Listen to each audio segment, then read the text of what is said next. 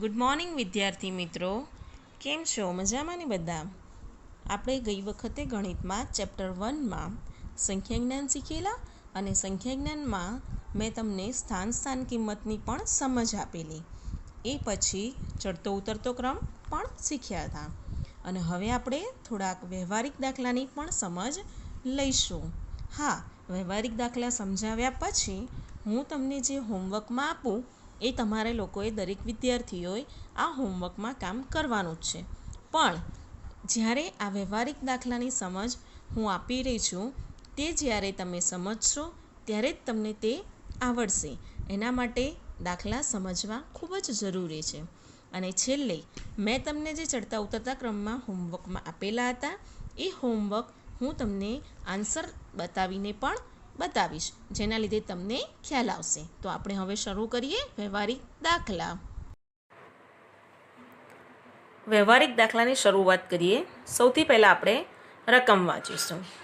Tractor સામાન્ય રીતે કલાકના 20 કિલોમીટરની ઝડપે ગતિ કરે તો આ ઝડપે ટ્રેક્ટર 3 કલાકમાં કેટલું અંતર કાપશે? વિદ્યાર્થીઓ, જ્યારે વ્યવહારિક દાખલાની શરૂઆત કરીએ ત્યારે વ્યવહારિક દાખલામાં શું શોધવાનું છે તે જાણવું જરૂરી છે. એટલે કે જે શોધવાનું છે તે પદની જમણી બાજુ આવશે. અહીંયા આપણે જોઈએ છીએ કે ટ્રેક્ટર કેટલું અંતર કાપશે. અંતર કાપવાનું શોધવાનું છે, માટે તે હંમેશા પદની જમણી બાજુ મૂકીશું. એટલે કે શરૂઆત કરીએ દાખલાની. 1 કલાકમાં કપાતું અંતર 20 કિલોમીટર. તેથી 3 કલાકમાં કપાતું અંતર કેટલા કિલોમીટર થાય? પદમાં ક્રોસમાં ગુણાકાર કરીએ તે પ્રમાણે આગળ વધતા 3 ગુણ્યા 20 છેદમાં આવશે 1, એટલે કે 20 તરી 60 કિલોમીટર. ટ્રેક્ટર 3 કલાકમાં 60 કિલોમીટર અંતર કાપે છે. એના પછી આપણે કોષ્ટકને આધારે ગણતરી કરો તે દાખલા સમજીશું. વિદ્યાર્થીઓ, જ્યારે કોષ્ટકને આધારે ગણતરી કરવાની હોય ત્યારે સૌથી પ્રથમ આપણે કોષ્ટકને સમજવો જરૂરી છે. કોષ્ટકમાં અહીંયા આપેલું છે વાહનના અલગ અલગ પ્રકાર. દરેક વાહન એક ફેરામાં કેટલા કેરીનું વહન લઈ જઈ શકે છે. વહન એટલે કે વિદ્યાર્થીઓ એક જગ્યાએથી બીજી જગ્યાએ કેરીને લઈ જવી. અને પછી છે વાહનની ઝડપ. 1 કલાકમાં વાહન કેટલા કિલોમીટર અંતર કાપી શકે છે તે અહીંયા આપેલ છે. અહીંયા વાહનો બળદગાડું, છકડો રિક્ષા, ટ્રેક્ટર અને ટ્રક આપેલ છે. દરેક વાહન ફેરામાં એટલે કે એક ફેરામાં કેટલા કિગ્રા કેરી લઈ જઈ શકે છે તે આપેલ છે. જોઈ રહ્યા તમે અહીંયા કે બળદ એ 200 કિગ્રા લઈ જઈ શકે છે, છકડો એ 600 કિગ્રા લઈ જઈ શકે છે અને રિક્ષા અને ટ્રેક્ટર 800 કિગ્રા, જ્યારે ટ્રક એ 6000 કિગ્રા લઈ જઈ શકે છે.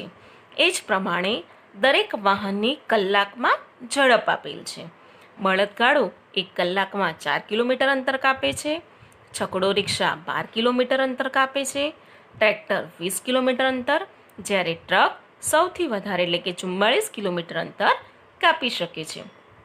આ કોષ્ટકને આધારે આપણે આગળ તેના પ્રશ્નોના જવાબ આપીશું. બરોબર વિદ્યાર્થી મિત્રો? સૌથી પહેલો પ્રશ્ન છે અહીંયા, દરેક વાહન પોતાના 7 ફેરામાં કુલ કેટલી કેરી લાવશે? એટલે કે આપણે દરેક વાહનો 7 ફેરામાં, એક ફેરામાં કેટલી કેરી લાવે છે કેરી એ તો આપણને કોષ્ટક દ્વારા ખબર પડી જ ગઈ છે. પરંતુ હવે આપણે દરેક વાહન 7 ફેરામાં કેટલી કેરી લાવશે તે જાણવાનું છે. સૌથી પહેલાં આપણે વાત કરીશું બળદગાડુની. બળદગાડું એક ફેરામાં 200 કિગ્રા કેરી લાવે છે. એક ફેરામાં થતું કેરીનું વહન બરાબર 200 કિગ્રા, તો 7 ફેરામાં થતું કેરીનું વહન કેટલા કિગ્રા? આપણે અહીંયા કેટલી કેરી લાવશે વિદ્યાર્થીઓ તે શોધવાનું છે. તેથી આપણે તેને પદમાં જમણી બાજુ મૂક્યું. ક્રોસમાં ફરીથી એ જ રીતે ગુણાકાર કરતા 7 ગુણ્યા 200, 2 સીતા 14 થશે. બંનેનો ગુણાકાર કરીશું એટલે કે 200 ગુણ્યા 7 બરાબર 1400 કિગ્રા. તેથી એના પરથી જવાબ મળી શકશે 1400 કિગ્રા. એટલે કે બળદગાડું 7 ફેરામાં 1400 કિગ્રા કેરી લાવી શકશે. હવે બીજું વાહન છે છકડો રિક્ષા. એ જ રીતે છકડો રિક્ષા પણ 7 ફેરામાં કેટલી કેરી લાવશે તે જાણવાનું છે. આપણને કોષ્ટક દ્વારા ખબર જ છે કે છકડો રિક્ષા એક ફેરામાં 600 કિગ્રા કેરી લાવી શકે છે. તો એના પ્રમાણે પદ મૂકીશું. એક ફેરામાં થતું કેરીનું વહન બરાબર 600 કિગ્રા. તો 7 ફેરામાં થતું કેરીનું વહન કેટલા કિગ્રા થશે? ફરીથી ક્રોસમાં પદ મૂકીને એનો ગુણાકાર કરતા 600 ગુણ્યા 7 છેદમાં 1 આવશે. 6 × 42 એટલે કે 4200 કિગ્રા. તેથી તેનો જવાબ આવશે કે છકડો રિક્ષા 7 ફેરામાં 4200 કિગ્રા કેરી લઈ જઈ શકે છે. ત્રીજું વાહન છે ટ્રેક્ટર. ટ્રેક્ટર એક ફેરામાં થતું કેરીનું વહન 800 કિગ્રા એટલે કે ટ્રેક્ટર 800 કિગ્રા કેરી લઈ જઈ શકે છે. તો 7 ફેરામાં કેટલું કેરીનું વહન થઈ શકે? એ જ પ્રમાણે જમણી બાજુ આપણે કિગ્રાને પદ પ્રમાણે કેરી શોધવાની હોવાથી તે જમણી બાજુ રાખીશું. એ જ રીતે આપણે એને ક્રોસમાં ગુણાકાર કરીશું. 800 ગુણ્યા 7 એનો ગુણાકાર કરતા 8 ગુણ્યા 8 × 56 એ આપણને ખબર જ છે. તો 5600 કિગ્રા કેરી એટલે કે ટ્રેક્ટર 7 ફેરામાં 5600 કિગ્રા કેરી લઈ જઈ શકે છે. હવે અહીંયા વ્યારો છે ટ્રકનો. આપણને કોષ્ટક દ્વારા એ તો ખબર જ છે કે ટ્રક એક ફેરામાં 6000 કિગ્રા કેરીનું વહન કરી રહ્યો છે. અહીંયા આપણે હવે એને 7 ફેરામાં શોધવાનું છે. એ જ પ્રમાણે અગાઉ પ્રમાણે જેમ પદ મૂક્યું તે જ પ્રમાણે આપણે પદ મૂકીએ. એક ફેરામાં થતું કેરીનું વહન 6000 કિગ્રા છે. તો 7 ફેરામાં થતું કેરીનું વહન કેટલું થશે? એ જ પ્રમાણે ગુણાકાર કરતા ક્રોસ ગુણાકાર કરતા 6000 ગુણ્યા 7 છેદમાં 1 આવશે. 6 × 42 એટલે કે 42000 કિગ્રા ટ્રક 7 ફેરામાં લઈ જઈ શકે છે. તેનો બીજો પ્રશ્ન આગળ જોઈએ આપણે. ટ્રેક્ટર 6 કલાકમાં કેટલું અંતર કાપશે? વિદ્યાર્થીઓ, આપણને કોષ્ટક પરની માહિતી પરથી એટલું તો ખબર જ છે કે 1 કલાકમાં ટ્રેક્ટર 20 કિલોમીટર અંતર કાપે છે. હવે આપણે અહીંયા શોધવાનું છે કેટલું અંતર કાપશે. મેં પહેલાં અગાઉ પણ તમને કહ્યું કે પદ મૂકતી વખતે જે શોધવાનું છે તે જમણી બાજુ આવશે. એટલે પદ મૂકીએ. 1 કલાકમાં કપાતું અંતર બરાબર 20 કિલોમીટર. તો 6 કલાકમાં કપાતું અંતર કેટલા કિલોમીટર થાય? એ જ પ્રમાણે ક્રોસમાં ગુણાકાર લેતા 6 ગુણ્યા 20 છેદમાં આવશે 1. 6 દૂના 12 એટલે કે 120 કિલોમીટર ગણાશે. તેથી જવાબ આવશે કે ટ્રેક્ટર 6 કલાકમાં 120 કિલોમીટર અંતર કાપી શકે છે.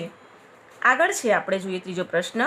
છકડો રિક્ષા 60 કિલોમીટર અંતર કાપવા કેટલો સમય લેશે? 60 કિલોમીટર અંતર કાપવા માટે તે કેટલો સમય લેશે? હવે આપણે અહીંયા સમય શોધવાનો છે. આપણને એટલી તો ખબર જ છે કે છકડો રિક્ષા એ 1 કલાકમાં 12 કિલોમીટર અંતર કાપી શકે છે. હવે આપણે અહીંયા શોધવાનો છે સમય. સમય શોધવાનો છે. તેથી પદમાં આપણે સમયને જમણી બાજુ લઈશું. તેથી તેનું પદ બનશે કે 12 કિલોમીટર અંતર માટે ટ્રકને લાગતો સમય 1 કલાક. તો 60 કિલોમીટર અંતર માટે કેટલો સમય લાગી શકે? ફરીથી એ જ પ્રમાણે ક્રોસ ગુણાકાર કરતા 60 ગુણ્યા 1 છેદમાં આવશે 12. વિદ્યાર્થીઓ, જે વસ્તુ છેદમાં છે એટલે કે જે રકમ છેદમાં છે તે આપણને ખબર જ છે કે તેનો ભાગાકાર થઈ શકશે. અહીંયા જોઈએ છીએ આપણે 60 ભાગ્યા 12 એટલે કે 12ના ઘડિયામાં 60 આવે છે. 12 × 5 = 60. તેથી મેં એનો છેદ ઉડાડ્યો. 12 × 5 = 60 એટલે કે તે 5 કલાક સમય તેને લાગશે. તેને એટલું અંતર કાપવા માટે 5 કલાકનો સમય લાગશે. હવે વિદ્યાર્થીઓ, આપણે નવો કોષ્ટક જોઈશું અને કોઈ કોષ્ટકના આધારે ગણતરી કરીશું. કોષ્ટકમાં મેં તમને અગાઉ કહ્યું તે જ પ્રમાણે કોષ્ટકમાં શું આપેલ છે તે જાણવું જરૂરી છે. વિદ્યાર્થીઓ, અહીંયા કોષ્ટકમાં કેરીના અલગ અલગ જાત એટલે કે કેરીના અલગ અલગ પ્રકાર છે અને તેનો ભાવ પ્રતિ કિગ્રા. 1 કિગ્રા કેરીનો શું ભાવ છે તે આપણને આપેલું છે. બદામ કેરીનો ભાવ છે 60 રૂપિયા. તોતા કેરીનો 40 રૂપિયા. હાફૂસ કેરીનો 50 રૂપિયા. લંગડો કેરી 70 રૂપિયા. જ્યારે કેસર કેરીનો ભાવ છે 150 રૂપિયા. આ જ કોષ્ટકમાં જે પ્રમાણે ભાવ આપેલો છે તે જ પ્રમાણે તેના અલગ અલગ પ્રશ્નોના આપણે ગણતરી કરીને જવાબ મેળવીશું. પહેલો પ્રશ્ન છે અહીંયા, સુધાબેન 3 કિગ્રા બદામ કેરી ખરીદે છે તો તેમણે કેટલા રૂપિયા ચૂકવવા પડે? આપણે વિદ્યાર્થીઓ અહીંયા રૂપિયા શોધવાના છે. 1 કિગ્રા બદામ કેરીનો ભાવ આપણને કોષ્ટક દ્વારા મળી રહે છે. આપણે અહીંયા શોધવાના છે 3 કિગ્રા બદામ કેરીનો ભાવ. એ જ પ્રમાણે પદ મૂકીને આગળ ગણતરી કરીશું. 1 કિગ્રા બદામ કેરીનો ભાવ 60 રૂપિયા, તો 3 કિગ્રા બદામ કેરીનો ભાવ કેટલો થશે? ક્રોસ ગુણાકાર 3 ગુણ્યા 60 એટલે કે 60 ગુણ્યા 3 ભાગ્યા 1 થશે, નીચે છેદમાં 6 18 180 રૂપિયા થશે. એટલે કે સુધાબેનને 3 કિગ્રા કેરી બદામ કેરીના 180 રૂપિયા ચૂકવવાના થશે.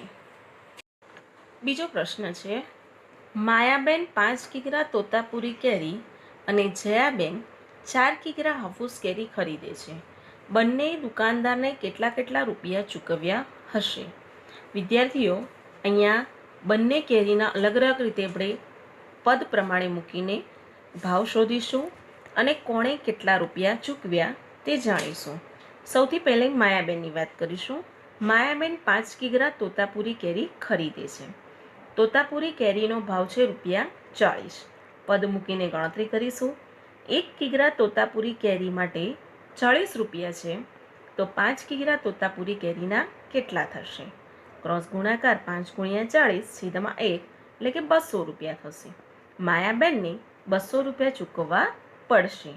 આ જ રીતે આપણે જયાબેનની વાત કરીશું. જયાબેન હાફૂસ કેરી ખરીદે છે અને હાફૂસ કેરી જ્યારે ખરીદે છે ત્યારે હાફૂસ કેરીનો ભાવ છે 50 રૂપિયા.